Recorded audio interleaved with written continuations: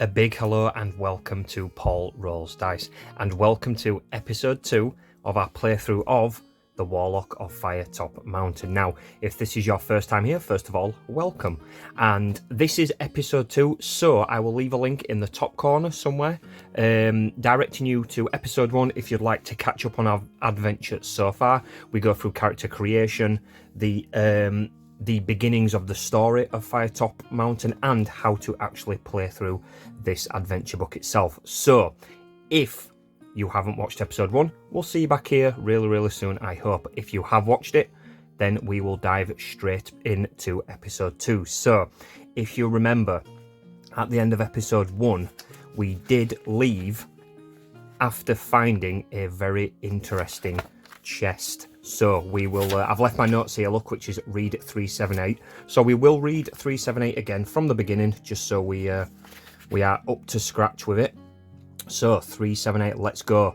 We still don't have a name for our adventurer, by the way, friends. So maybe I'll put a poll on the community feed on my channel. Maybe we can come up with a name for the adventurer together. But for now, he is the nameless warrior, the nameless adventurer who is just exploring Firetop Mountain, hoping to survive another day. So, 378. You wipe your bloodied sword on the mattress. The green blood leaves a slimy stain on the straw. Stepping over the bodies towards the table, you flinch at the foul stench of the creatures. You pick up the box from under the table and examine it. It's a small wooden box with crude hinges. The name Faragio di Maggio is inscribed on a brass nameplate on its lid. If you wish to open the box, turn to 296. If you decide to leave it behind and leave the room, turn to 42. And of course, we are going to open this box and see what happens. So 296. Let's go, 296. 296, wow, this is a lot. Here we go. The box contains a small leather-bound book entitled The Making and Casting of Dragon Fire. You open the pages and begin to read. Fortunately, it is written in your own language and so was probably not understood by the orcs. Otherwise, this treasure would certainly not be as loosely guarded as it was. The book is written in tiny handwriting by Faragio di Maggio. In it, he tells the story of his life's work, the creation of the Dragonfire spell with which to fight evil dragons. You read how, in his last years, Faragio finally perfected his spell, but by then was too old to make use of it. So he completed his book, locked it in a chest, and hid it in the depths of Firetop Mountain. Afraid that it might fall into the wrong hands, the last page reads, "And so, you who now hold this book, you have my life's work in your hands. The power of destruction is yours if you wish it, but do not waste it. Unless you use the spell for the purpose for which it was intended, you shall be consumed by evil itself and die by the fire from your own hands. Remember, only when the dragon breathes its fire at you should you raise your arms and say, Ekil Erif, Ekam Erif, Erif Erif, Di Maggio." You say these words slowly and softly. Suddenly the pages seem to glow as this glow disappears. I'll do that again. Suddenly the pages seem to glow, and as this glow disappears, so do the words on the pages of the book. You repeat the spell to yourself to memorize it and leave the room. Turn to 42. Okay, so I may need to jot this down because I've got a feeling this will come into play at some point. So if you bear with me, friends, I will put this at the side of our adventure sheet here, and that is, let me just write this down, Ekil Erif,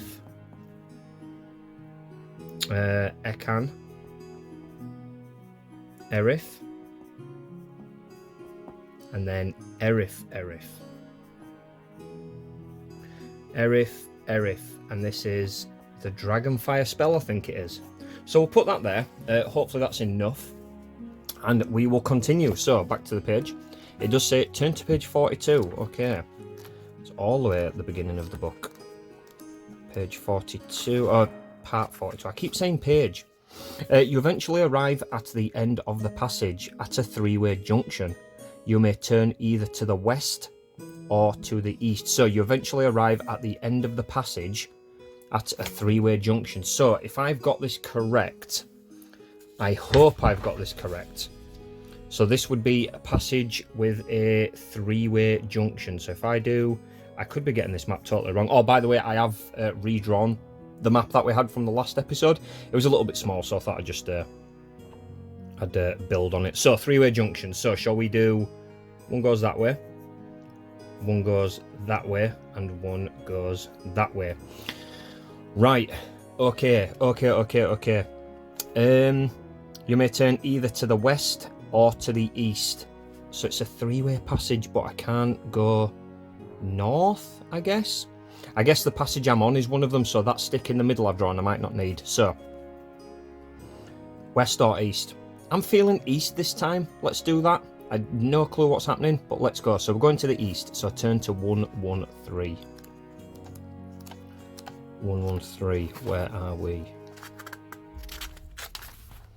113, there we go. You arrive at another junction in the passage. You may either go northwards or continue eastwards. Right, okay. Northwards or eastwards, northwards or eastwards. You know what, pals? I think I may... Forgive me, I may need to just retcon this. So if I... Oh, it's the first adventure, it's okay, right? It's okay. Right, so rub that out. So there was west, which would be that way. And there was east, which would be that way. Okay, this is making more sense. I just had a bit of a moment there. So where are we? So northwards or continue east. So we've gone down the east way.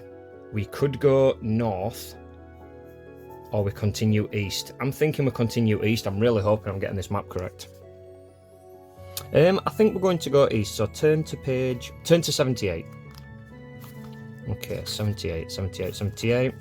Here we go. The passage ends at a solid wooden door with metal hinges. Listening at the door, you hear strange mutterings and the clatter of what could be pots and pans. Whatever is in there, there are several of them. Do you want to go through the door or turn back? I think we should go through the door. We've got the sword ready. Let's unsheath the bad boy. Let's see what happens. So this was heading east. We're going to go through the door. So before we do that, we do have so this is the east passage.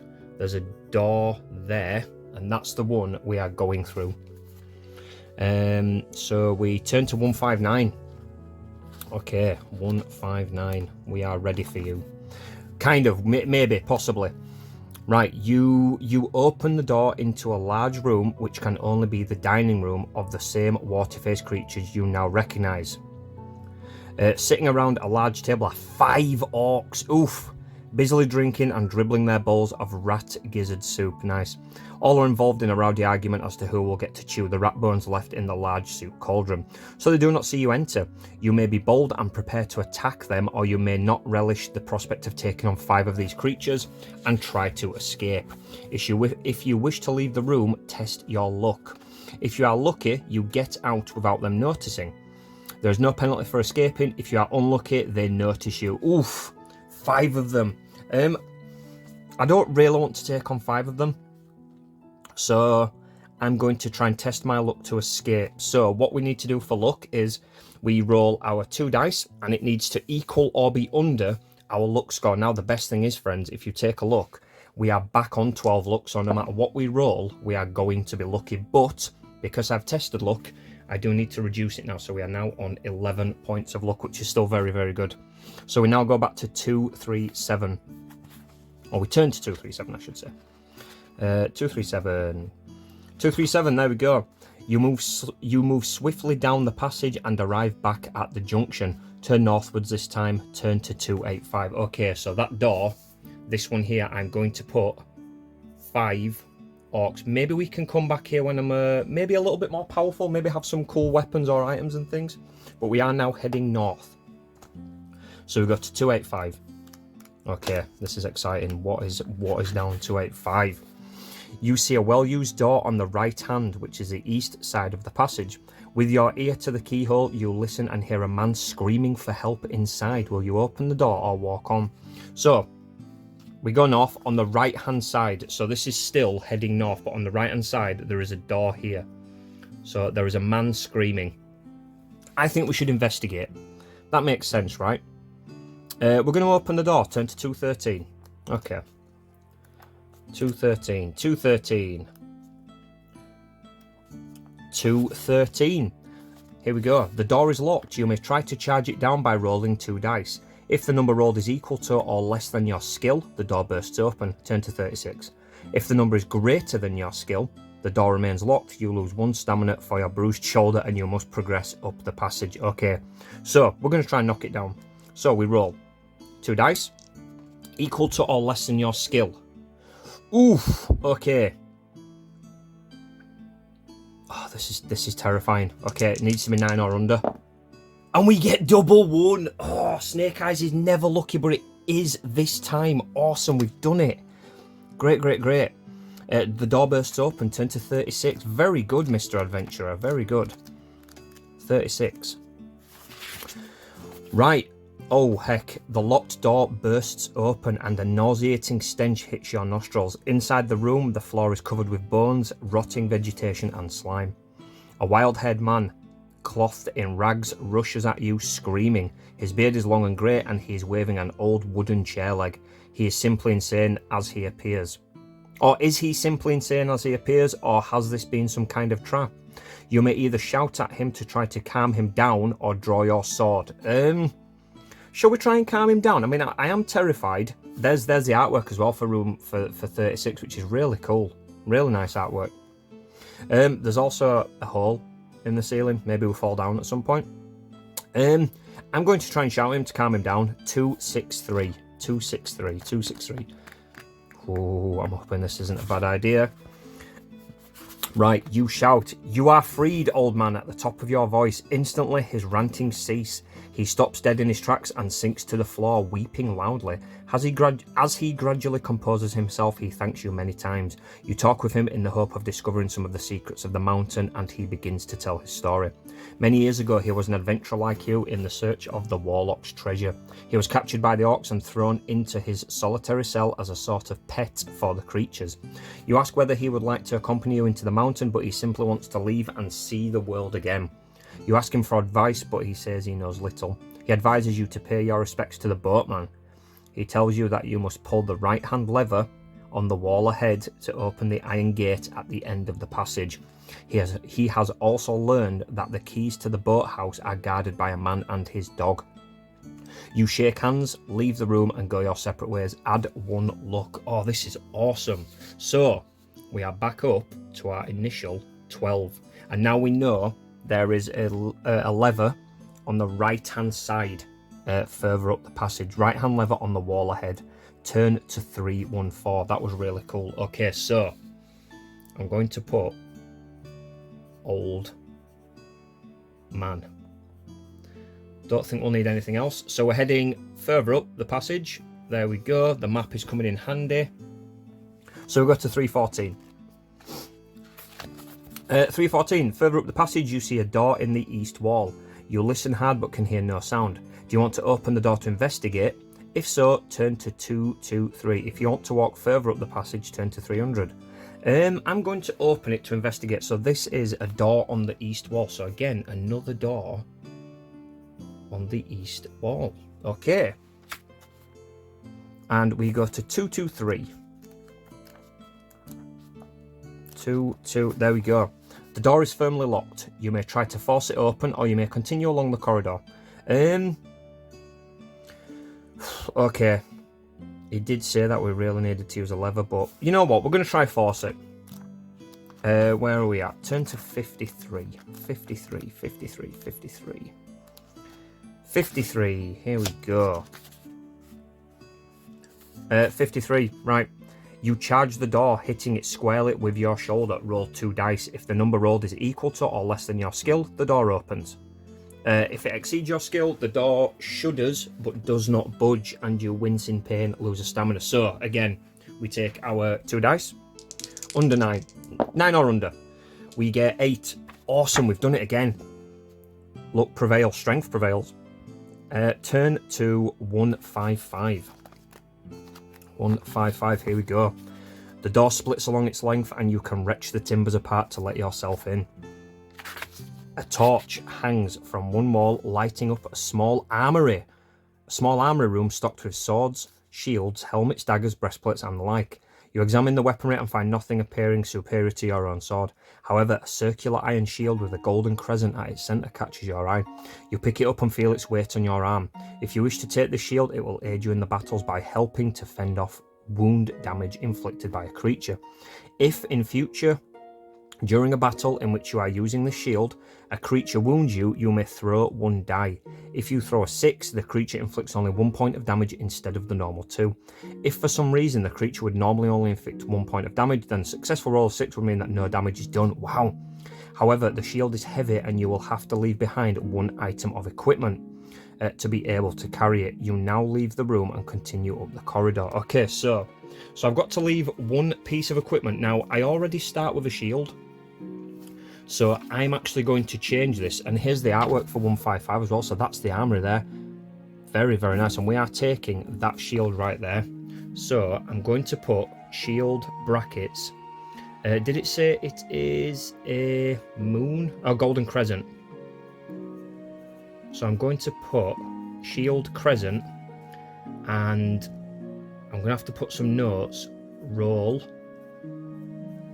So how's it work again? I roll a dice every time I take a wound. Right, so roll on a 6, reduce damage. That is very, very cool. That's like a nice piece of upgraded equipment. Very, very nice. So we've essentially thrown away our old shield to pick up a new shield. You now leave the room and continue up the corridor. So I'm going to write here, armory. So we know that's there, and we continue up the corridor. So it's a straight shot. Turn to 300. That was really good. Turn to 300. I feel like that's going to come in handy a lot. Right, 300. On the east wall of the passage, you see another door, this time made of solid metal. Listen at the door, you hear the sound of tortured screams coming from within. If you wish to try opening the door, turn to 102. If you decide to ignore the room and continue, turn to 303. 102. We're going to try. We're obviously going to try. It's a metal door though, so oof. We'll see what happens. 102. 102. The door is not locked and opens. The room in front of you seems to be a small torture chamber with various torture devices around the walls. In the centre of the room, 2 small, hunchbacked creatures are having their fiendish way with the dwarf, who is tied to a hook in the ceiling by his wrists. Oof! The 2 hunchbacks are poking and cutting him viciously with their swords. The dwarf lets out a final scream and falls silent, eyes closed. His captors make disappointed noises and look round angrily at you, as if it were your fault that the dwarf had collapsed. You must act quickly, will you? Close the door and run up the corridor. Draw your sword and try to fight. Stride over to the dwarf, give him a jab with your sword and put on an evil laugh for the torturers. We're not doing that. I'm drawing my sword and I'm fighting the creatures. We've got a new shield. We're going to avenge this poor fellow. Turn to 19. Ooh, okay. So turn to 19. Here we go. This is exciting. These 2 evil creatures are goblins. They attack you one at a time. So we've got Goblin 1 and Goblin 2. So we'll move this out of the way. We now write down our stats for the combat. So Goblin 1 has skill 5, stamina 5. So skill 5, stamina 5. And then Goblin 2 has skill 5, stamina 6. So he's the more tanky one. If you kill the goblins, turn to 317. So combat goes as follows. If you remember from the first episode, we roll the bad guys first. We've got 4. We add their skill, puts that up to a total of 9. I roll mine. I'm skill 9. We've got 19. I win. I deal 2 points of damage to goblin number 1. He is now on 3 stamina. Now we roll for goblin number 2, who lunges at me, but I am prepared. Oof, good roll. So 8 plus 5. Goblin is on 13. I'm already on 9. I need to roll 4 or above. We get 3, so they hit me, but I do have my brand new shield. I roll this dice. If I hit a 6, which is the fire symbol, I reduce my wounds by 1. We don't. We take the 2. So 19 stamina. We are now on 17, and a new round begins, starting with goblin number 1. Let's go. Goblin number 1 starts on 5. Total of 8. I start on 9, no need for me to roll. I deal 2 points of damage. Now, do I spend a luck point to add 2 extra points of damage to murder him? I may as well, and I need to roll under my luck. Now, because I've got 12 luck, I will always roll under it. So I go down to 11 luck. I deal 4 points of damage. That is enough to eradicate goblin number 1. Okay, it's just me and this last goblin. Hopefully he's a little bit scared right now. So, goblin number 2. 9 plus his 5 skill puts him on 14. I'm on 9. Ooh, snake eyes. Okay, we've rolled bad again. So, shield. I need a 6 to block 1 point of damage. Come on, magic shield. We don't get it. We take another 2 points of damage. We are down to 15 points, which is fine. Another round begins. Goblin goes. Goblin swings on 6. With his 5, he is on 11. I start on 9. I get 8. That's more than enough to do the big damage. Stamina goes down from 6 to 4. We've got 2 more rounds of combat. Goblin swings. Ooh, big hit.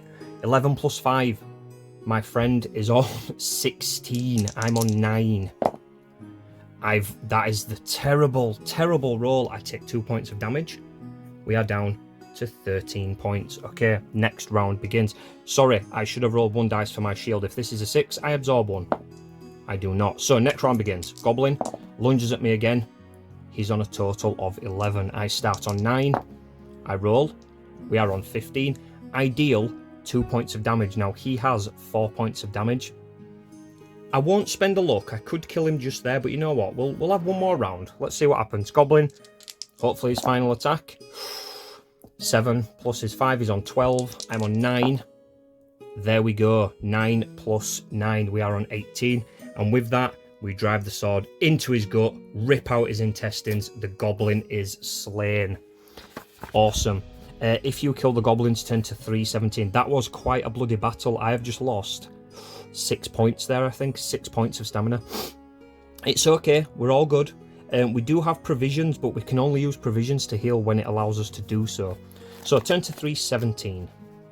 Let's go. 317. Okay. You cut down the dwarf. He is, as you guessed, dead. Going through the pockets of the 2 goblins, you find a large piece of sweet-smelling cheese. If you wish to take this with you, put it in your pack and leave the room northwards. Ooh, okay, sweet-smelling cheese. Okay, so I'm going to... I guess it's equipment, so I will put sweet cheese. Okay, we will take that with us. Very, very nice. Sweet cheese. Where do we go now? We then leave the room, turn northwards, and go to 303. Okay, so before anything else, we'll just update the map. So just there, we had a torture room, so I will put that there. Torture room, and the only place to go is heading north, and we turn to 303. So this